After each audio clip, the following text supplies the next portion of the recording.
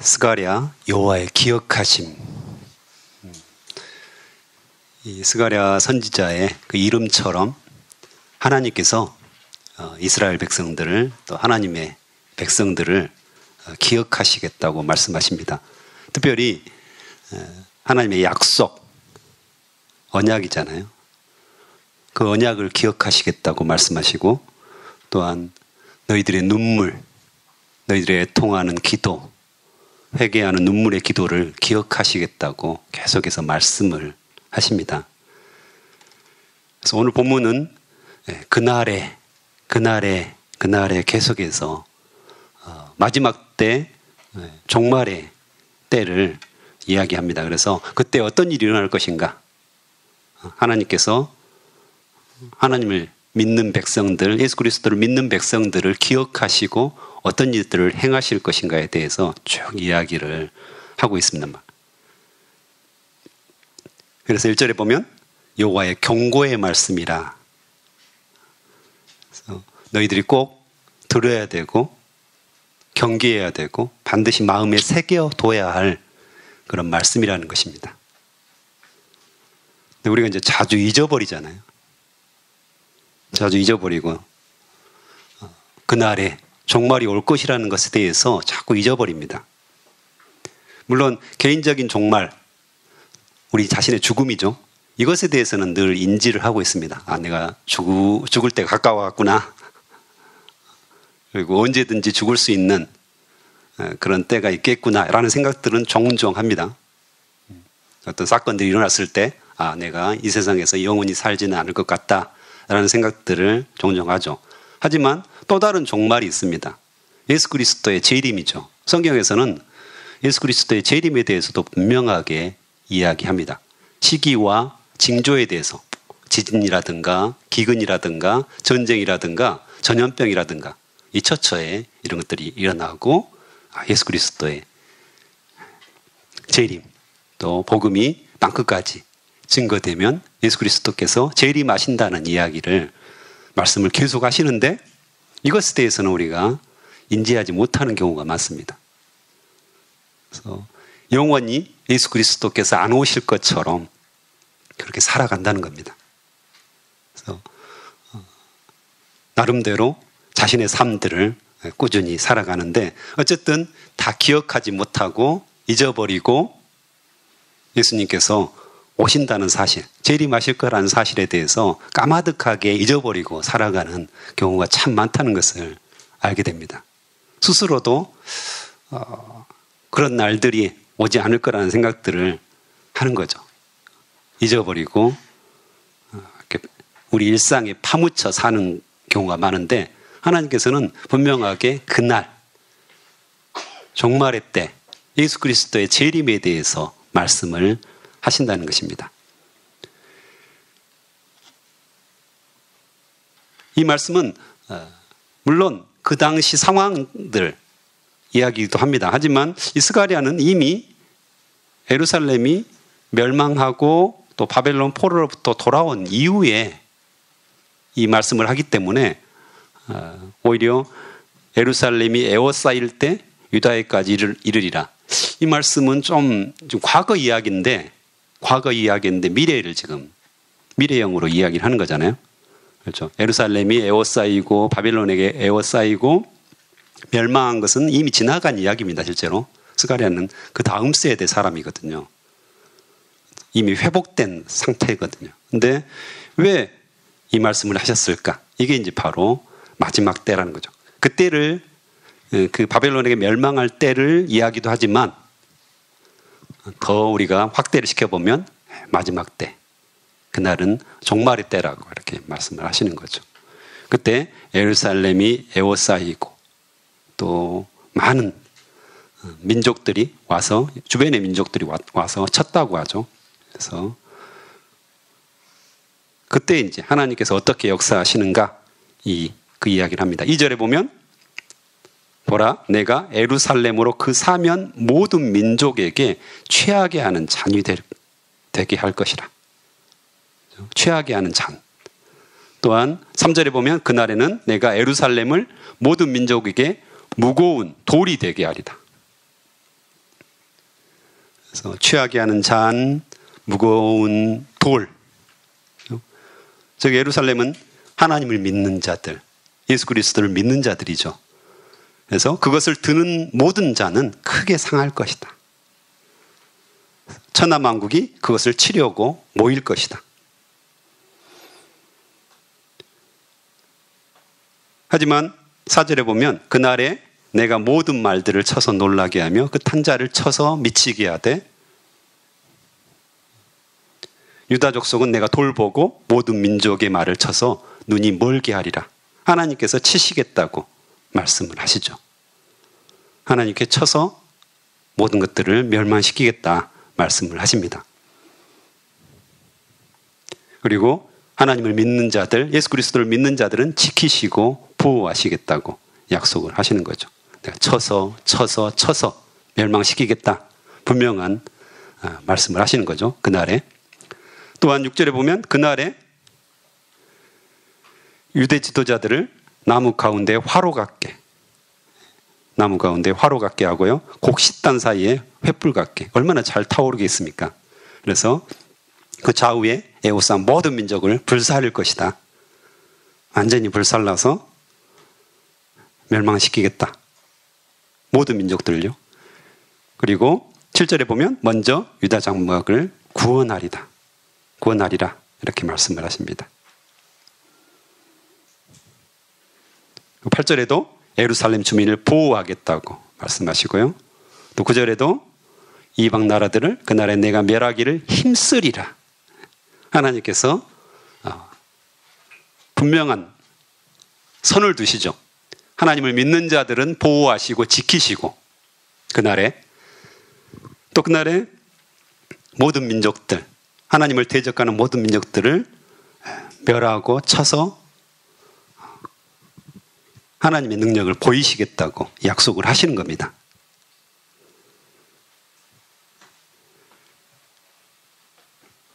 그래서 예수 그리스도를 믿는 자들이 그날이 가까울수록 유출해 보면 쉽지 않다는 것을 알 수가 있습니다.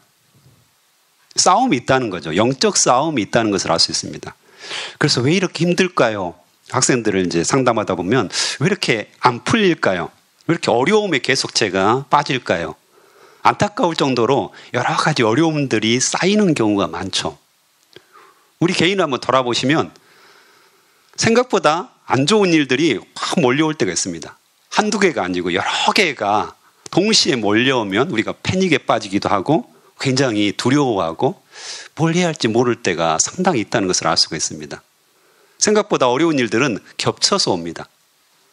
그런데 성경은 자세히 우리가 묵상해 보면 그날이 가까울수록 크리스찬들이 예수 그리스도를 믿는 자들이 상당히 어려움에 빠질 거라는 것들을 알 수가 있습니다. 상황과 환경이 점점 나빠질 거라는 것을 알 수가 있습니다. 왜냐하면 사단은 우리를 계속해서 대적하기 때문입니다.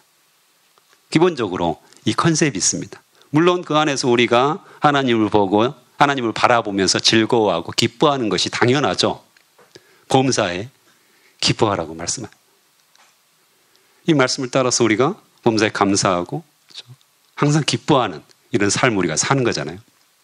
그렇지만 그 말씀의 이면에는 그만큼 상황과 환경이 크리스찬들이 살기에 예수 그리스도를 믿는 사람들이 살기에 편안하게 평안하다 이렇게 되어지지 않을 거라는 것을 알 수가 있습니다. 종말이 가까울수록 그날이 가까울수록 점점 우리에게 어려움들이 많다는 거죠. 그래서 하나님께서 우리에게 분명한 약속을 해주시는 겁니다. 그날이 가까울수록 내가 너희를 구원하겠다. 너희를 지키겠다. 내가 너희를 보호하겠다. 분명한 내가 울타리가 되어주겠다. 너를 품겠다. 계속해서 약속의 말씀을 하시는 겁니다. 내가 그걸 기억하고 있다.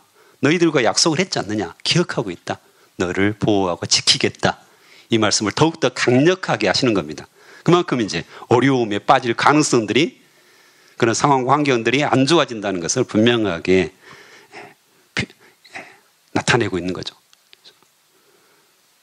그래서 코로나 시기에 쉽지 않다는 것을 우리가 느끼잖아요.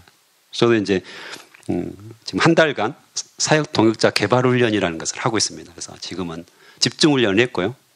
지금은 이제 현장 실습을 하고 있는데 많은 사람들을 이렇게 전화 통화하고 카톡도 하고 조심스럽게 만나기도 합니다. 근데 참 어렵다라는, 다 어려우시잖아요. 또 들어보면 다 나름대로 또 어려움들이 있으시더라고요. 그래서 이게 보통 일은 아니구나, 이런 생각들을 하게 됩니다. 그래서 나뿐만 아니라 다른 모든 사람들이 지금 어렵다는 거죠, 실제로. 경제적으로 또 예배를 1년간 못 봤어요. 이렇게 다 지금 온라인으로 드리는 사람들이 꽤 있습니다. 1년 동안 예배를 지금 온라인으로만 드렸던 사람들 굉장히 힘들어 하더라고요. 그래서 그날이 가까울수록 이런 일들이 더 많이 일어나겠구나, 더 힘들어지고 더 어려워지고 더 피폐해지고, 그렇다고 내 마음 어떤 개인 중심은 어떨까, 그것도 쉽지 않아지고 믿음이 점점 약해지고 주변 환경과 상황들이 어려워질수록 내 마음이 어려워지는 것들을 보게 됩니다. 여러분들은 어떻습니까?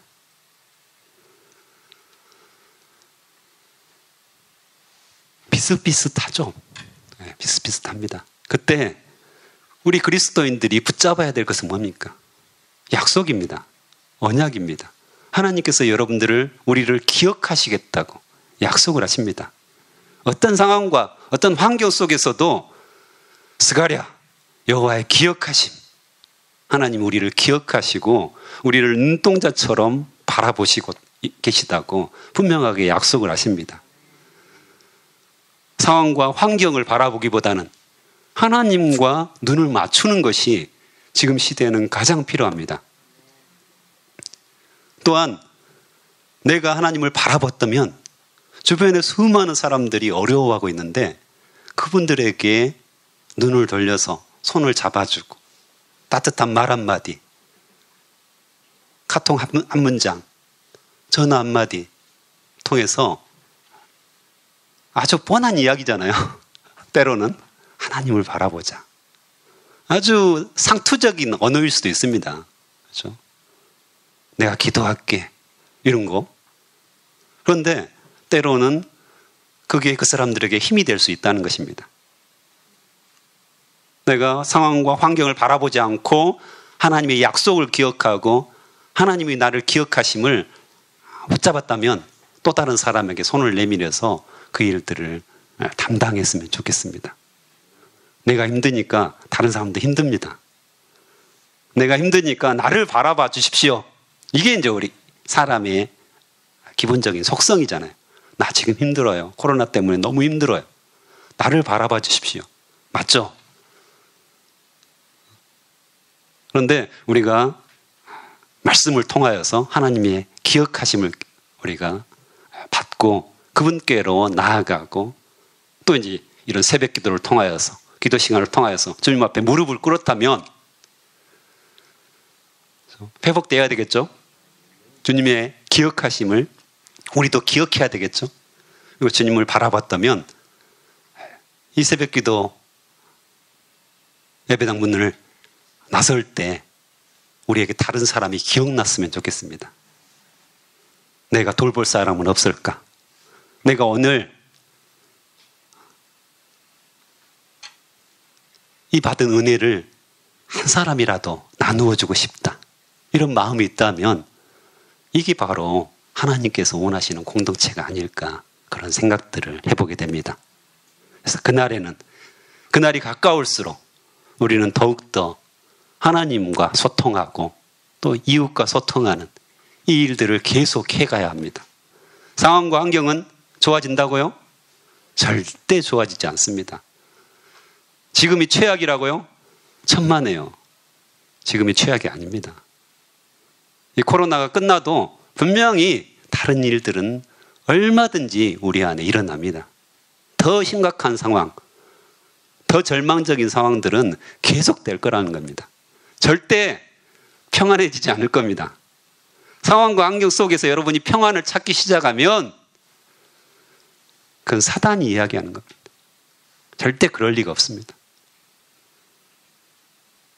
상황과 환경은 반드시 나빠지게 돼 있습니다. 하지만 우리가 거기에 평안을 구하고 안식을 거기에서 구하려고 찾으려고 한다면 그것이 불행한 일이죠. 상황과 환경은 나빠짐에도 불구하고, 그럼에도 불구하고 우리가 하나님을 바라보고 찾는, 이게 믿음입니다.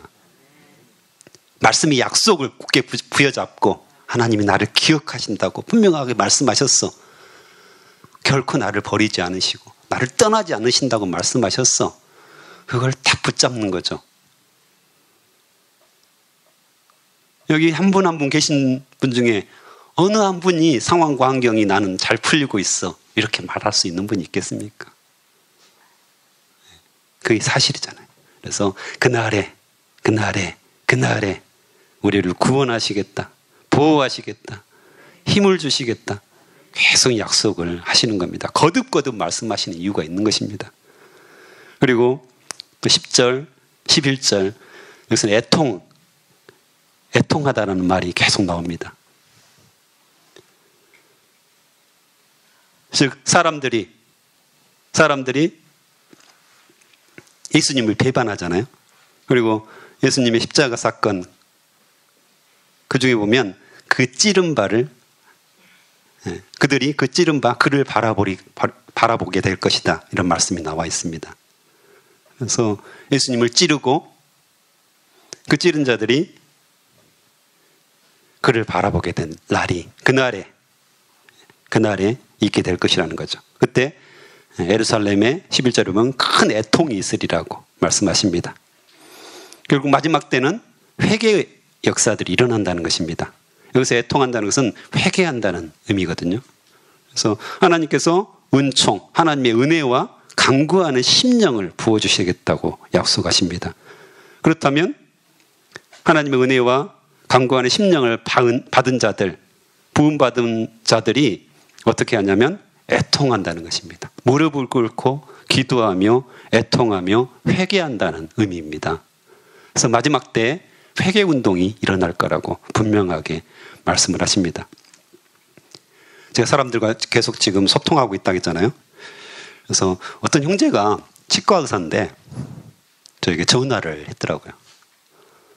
여러 가지 이야기를 하면서 이제 정치적인 이야기였습니다. 실제로 CCC가 왜 한기총을 탈퇴했느냐부터 시작해서 기분 나쁘다는 거죠. 그래서 정치적인 이야기들을 계속 하더라고요. 그래서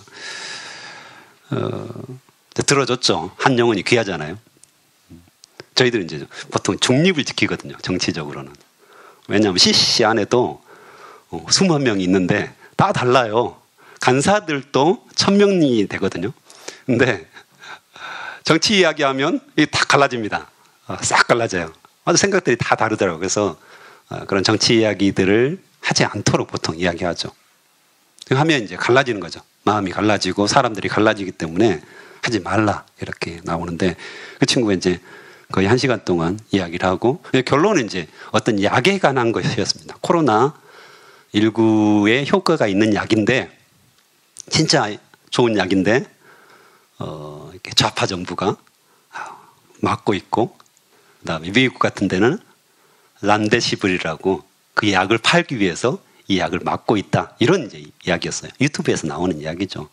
그래서 이제 그것을 이제 CCC에 미션을 가지고 있더라고요.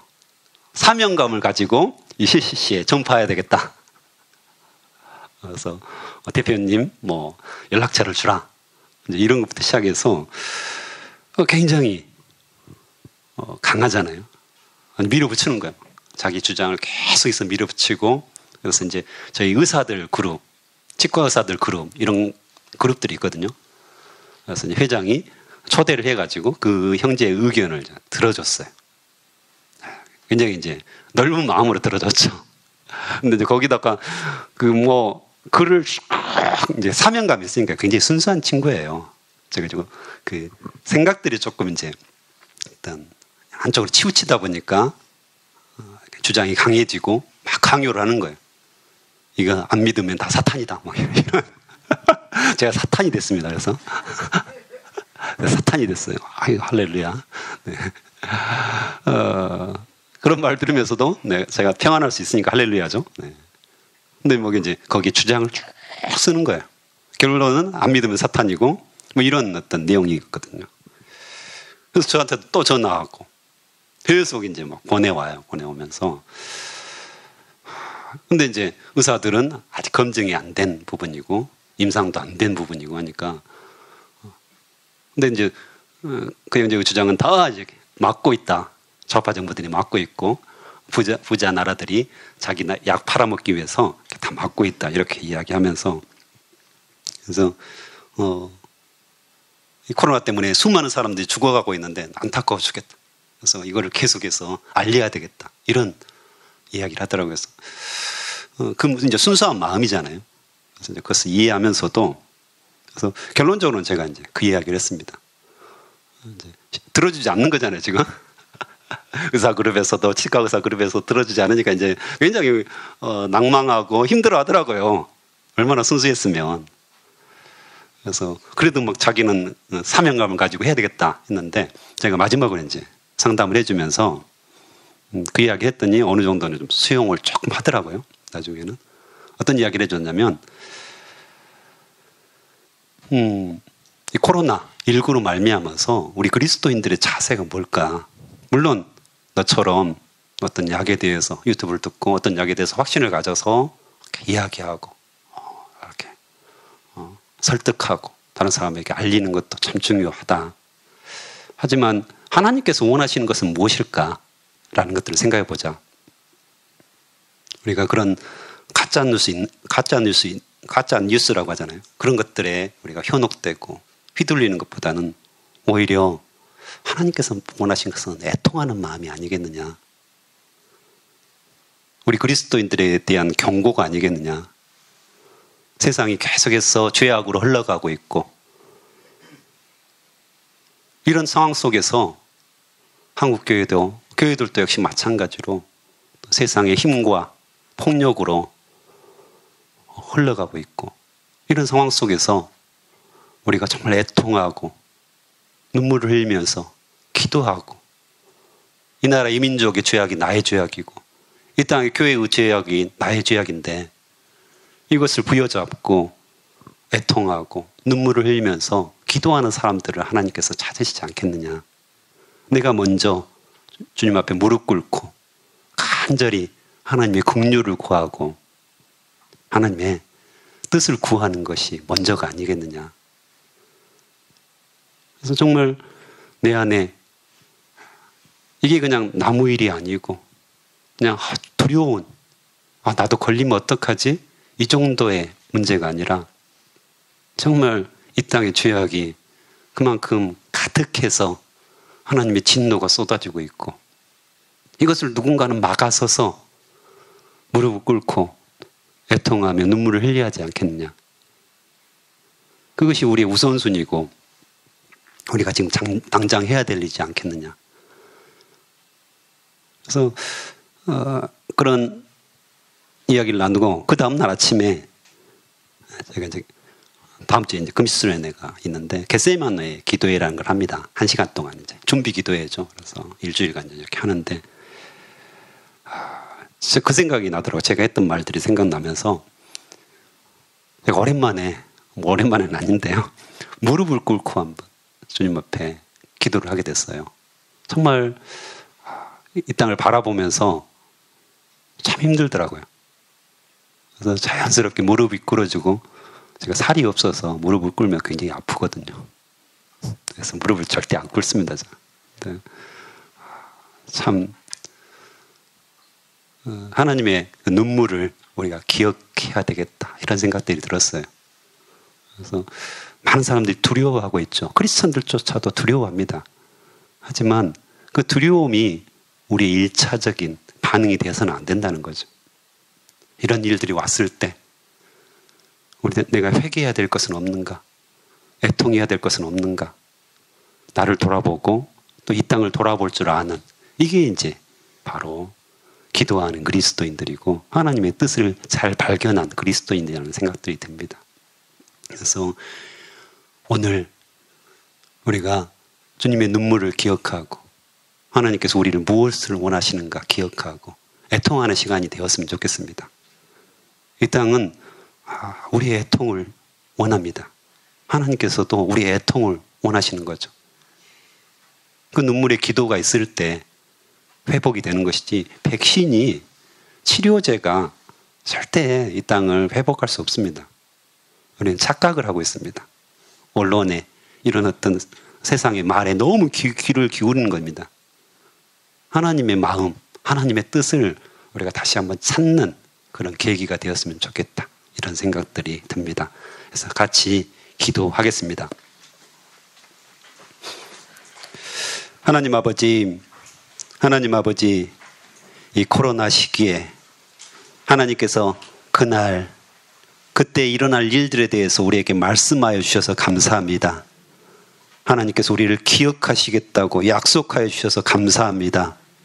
우리는 결코 멸망하지 않을 것이고 주님께서 보호하실 것이고 분명하게 우리를 지키시고 구원하시겠다고 말씀하여 주셔서 거듭 말씀하여 주셔서 감사합니다. 우리의 상황과 환경을 바라보면 낙담하고 두렵고 아버지 이런 마음들이 들지만 하나님이 원하시는 것들을 우리가 찾을 수 있도록 도와주시옵소서. 무릎을 꿇게 하시고 애통하며 눈물을 흘리며 회개하며 주님 앞에 겸손히 나아갈 수 있도록 주여 인도하여 주시옵소서. 상황과 환경은 점점 나빠지지만 그럼에도 불구하고 주님을 찾고 또 찾으며 주님을 만나는 놀라운 역사가 일어나게 도와주시옵소서. 하나님의 뜻이 이 땅에 드러나는 것들을 우리가 보게 하옵소서.